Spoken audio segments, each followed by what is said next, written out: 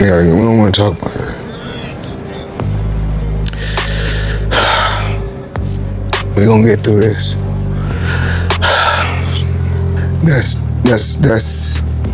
That's tough because Floyd Mayweather is taking the IRS to court. The boxer still owes the IRS his 2015 federal income taxes, but Mayweather has asked a tax court for reprieve until after his August 26th fight with Conor McGregor, saying his current assets are, quote, restricted and primarily illiquid. Now, it's unclear how much Mayweather owes the IRS, but in 2015, he had a very big year, reportedly earning between $220 and $230 million for defeating Manny Pacquiao. Now, Mayweather filed the initial petition on July 5th, but the IRS declined, citing he had the means to pay the debt immediately. Floyd Mayweather might be facing more than just Manny Pacquiao in the ring. He could be stepping into a financial storm that even the IRS can't ignore. What really happened behind the luxury mansions, the millions, and the secret deals? You won't believe the truth. In the worst case scenario, if the IRS does not approve his reprieve, a lien could be attached to all of Mayweather's property, at which point the IRS could seize and sell his belongings to pay his debt. Floyd Mayweather is widely seen as one of the top fighters of his era.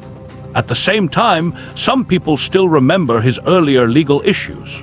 Now, though, he might be linked to something very different, bringing attention to a huge real estate tax evasion case. That's the idea raised in a recent LA magazine piece. The article, titled From Boxing to Property Deals, looks at how Floyd Mayweather may have revealed a suspected luxury mansion tax scam. Damn, Floyd Mayweather, Money Mayweather. Why they got you up under the gun again on $25 million in taxes? Hey man, you know, stuff about to get real for you, Floyd, man, because you already owe Gervonta Davis $33 million that you ain't paid him. Floyd Mayweather is one of the greatest boxers of his generation, although some also think about his past legal challenges. But could he now also be the person who uncovered a massive real estate tax evasion scheme? That is the question posed in a new LA magazine article. The story is called From Ring to Real Estate. Floyd Mayweather exposes a possible mega mansion tax scam. Reports from the 2010 and 2015 tax periods showed he owed the IRS millions, including more than $22 million connected to the Pacquiao fight earnings. There were even filings where Floyd said much of his money was locked in investments he couldn't quickly access. But is Floyd broke? That's a ridiculous question. Seriously, who would even think that? But is Floyd broke? What a stupid question. Are you a stupid person? Of course he's broke. He's a boxer that allegedly doesn't know how to read. If you set up a company that's in another state, you don't have to pay this extra exorbitant tax that is supposed to be helping the neediest people in Los Angeles. Karen Bass, you know, is very dedicated to making sure that the homeless situation is cleaned up. This is one of the ways that they're doing it, and it looks like there could be possibly lots of different ways to scam the system. And Floyd Mayweather is a provocative and controversial figure, but I think this article may make people think about him differently. If you create a company in a different state, you can avoid paying this additional high tax that's meant to support the most vulnerable people in Los Angeles. Karen Bass has been focused on tackling the homelessness crisis, and this tax is one of the tools being used to address it. But it seems there may be several loopholes people can use to get around the system. Floyd Mayweather is often seen as a bold and controversial personality, yet this story could lead some to view him in a new light. Now, I know you guys see me on a regular talking about real estate. Well, lately I purchased 62 apartment buildings in New York City. And what I need you guys to do, slide over and check out the photos. It's not all 62 buildings, it's a few buildings, but guess what? All the buildings belong to me. I don't have no partners. And all the retail down low on my buildings all belong to me. Floyd Mayweather's financial story continues to grow more complicated, with reports connecting him to IRS troubles, disputed transactions, and doubtful investment claims. One of the most talked about moments came in 2025 when Floyd Mayweather Jr. stated that he owned more than 60 apartment buildings in New York, framing it as a bold show of financial strength. And I'm pointing like this because we're in New York City right now. We're in Manhattan. That's what we do.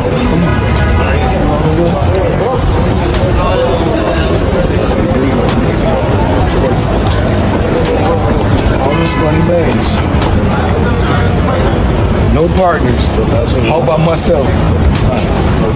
For 1,000 apartments. I'm just getting started. But investigations turned up no ownership records in his name.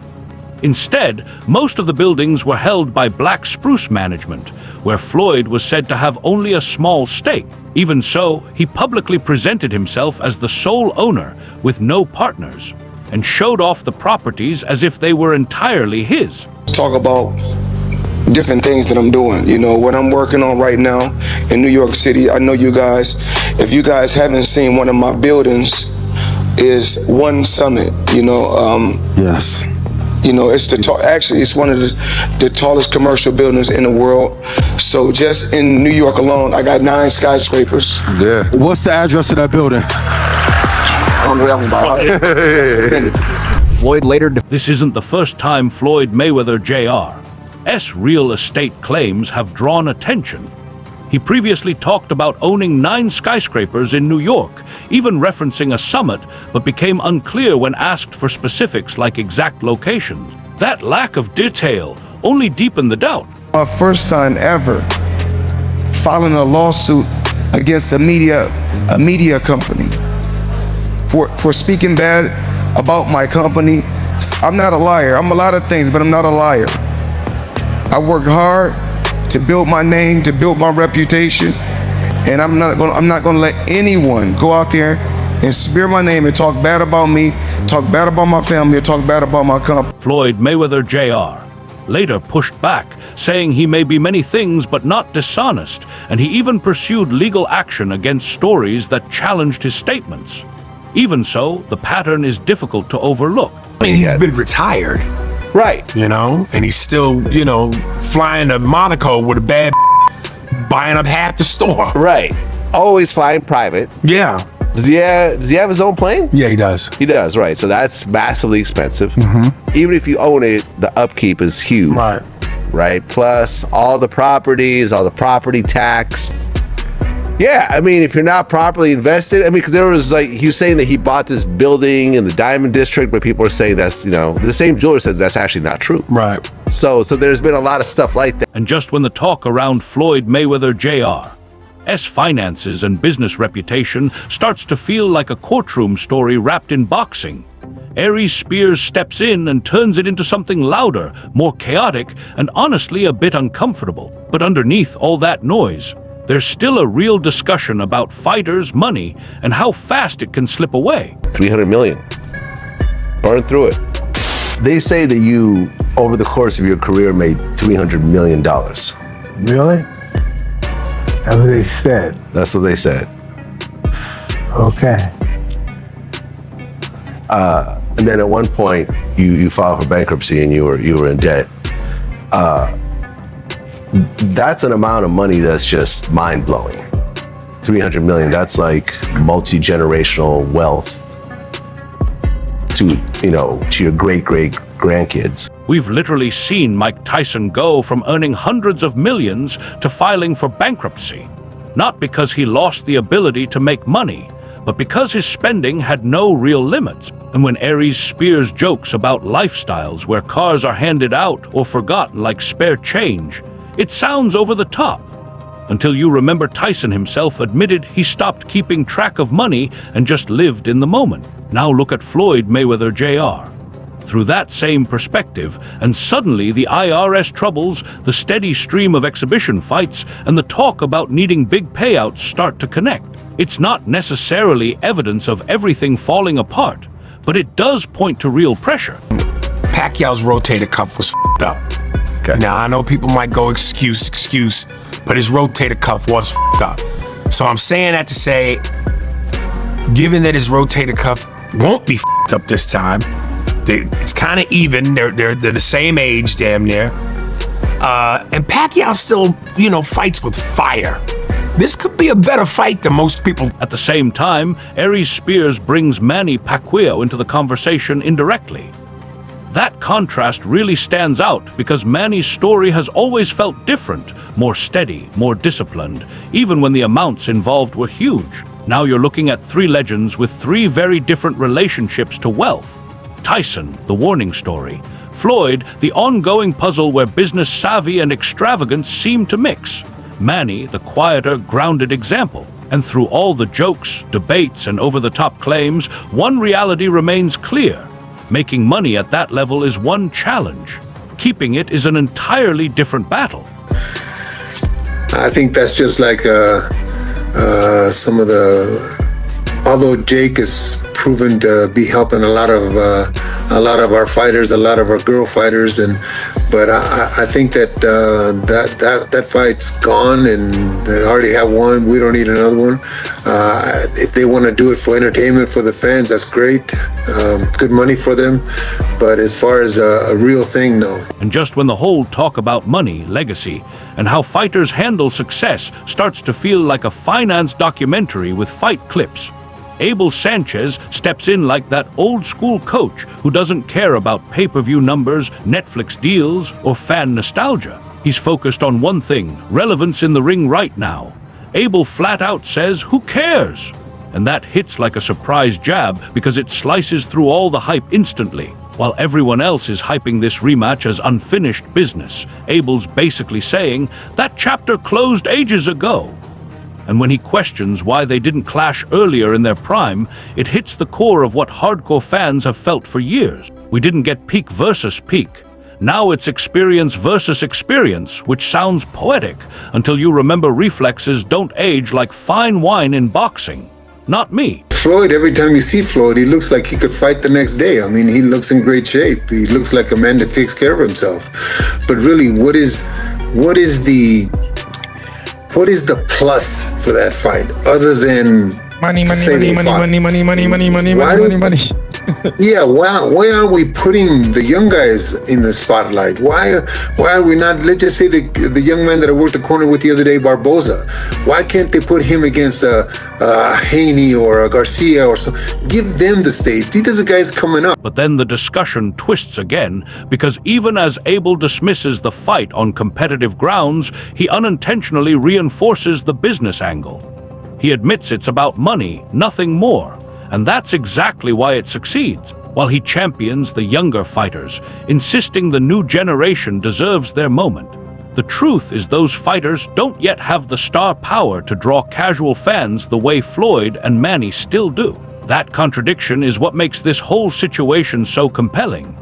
Abel talks pure boxing logic, development, timing, legacy. The promoters, they're all about attention, numbers, global reach, two completely different languages. When Abel points out that fighters improve after facing defeat, it adds another layer. Floyd built his brand on never losing, while Manny built his on surviving loss. So now you've got this strange dynamic. One man preserved perfection, the other thrived through adversity. And years later, we're still packaging the fight like unfinished business. Abel may not care, but the machine, oh, it certainly does. Thoughts on Mayweather and Pacquiao, September. It's a legendary fight, I feel like it's going to be a different fight now that, they're at two different ages. They well out of retirement, well, past retirement, well, whatever you say. They both retired for a long time. And I think it's going to be a different fight, so the fans are definitely going to be in tune. Who you get advantage to, Keshan? Who you get advantage to, Floyd or Pacquiao? Floyd for sure. Because he already won the first time. He only as good as your best last performance. You know what I'm saying? Last performance, Floyd won. And just when Abel is basically marking this fight as expired but still pushing it, Keshan Davis jumps in with the active fighter's view. And it hits differently because he's still in the ring, not watching from the sideline. He calls it legendary but immediately reframes it as a different fight now. I like that because he's not pretending it's 2015 with better lighting. Then he gives props to Floyd, and you can hear the fighter logic taking over, not the fan hype. He says Floyd won the last matchup, so he's still the benchmark. And honestly, that's exactly how fighters think. Your last real performance becomes your identity. But then he throws in the curveball. Neither guy's reflexes are the same. Boom, reality check. No disrespect, just physics. And I'm sitting here thinking, yeah, that's the quiet truth nobody putting this event together wants plastered on a poster. Age, when it's about reflexes and timing go as a fighter, Yeah. you think his time and his reflexes will still be there? No, both of their reflexes and timing still ain't there. But I'm gonna say this too though. Pacquiao's last performance was crazy against a younger fighter too. You know, but Floyd also been doing a lot of exhibitions, so they both been like kind of active, you know what I'm saying? But I gotta judge off their last fight. You know what I'm saying? Before Pacquiao fought Barrios, he fighting a very long time. You know, but Floyd had probably like 2-3 exhibitions. Floyd even fought Logan Paul. He a young kid, so Floyd is the more active retirement fighter. Stays in shape. You got him though. You know what I'm saying? Yeah. So it's like, he stays in shape. I got Floyd. He brings up that matchup against a younger opponent, and suddenly there's this strange tug of war. Experience versus activity, timing versus wear and tear, sharpness versus endurance. Then Keshan drops in that Floyd's actually been more active in retirement thanks to exhibitions. That's funny, because exhibitions used to be side gigs. Now they're being treated as evidence in serious debates. That's the reality of boxing in 2026. I also love how he wraps it up talking about what fans really want, pointing to fights like Pitbull Cruz, showing the future knocking while the past is still selling tickets. So now you've got Abel saying this doesn't matter, Keshan saying it's different but Floyd still has it, and me realizing both perspectives can be true. It's not the fight we technically needed, but culturally. It's loud enough that even the people claiming they won't watch are already halfway tuned in. I got Floyd. Chat, who y'all got, chat? Tell me who y'all got. Floyd and Pacquiao. Facts. I got Floyd. You ever thought about getting that Pitbull Cruz? Y'all both defense be crazy on Yeah, for sure. But like, y'all got like, I just gotta be real with myself. Like, I'm really in the sport of boxing, so I really know what people want and don't want. Right. So some things I just don't entertain. Right. You understand what I'm saying? I would love to fight Pitbull Cruz, Mexican versus black. It always sells, period, in boxing, the sport of boxing. So I would love to fight Pitbull Cruz, but you know, it takes two to tango. Drop your thoughts in the comments. I want to hear what you think. And hey, don't forget to like, share, and subscribe to Boxing Headquarters. Catch you in the next video. All the content in this video follows YouTube's policies and guidelines. Our goal is to keep boxing fans fully updated with the latest news, reports, and insights, using verified sources and references. We also use AI tools to help research and present information accurately, but every step respects YouTube rules and standards. This video is for informational purposes only and aims to keep our audience informed about the world of boxing.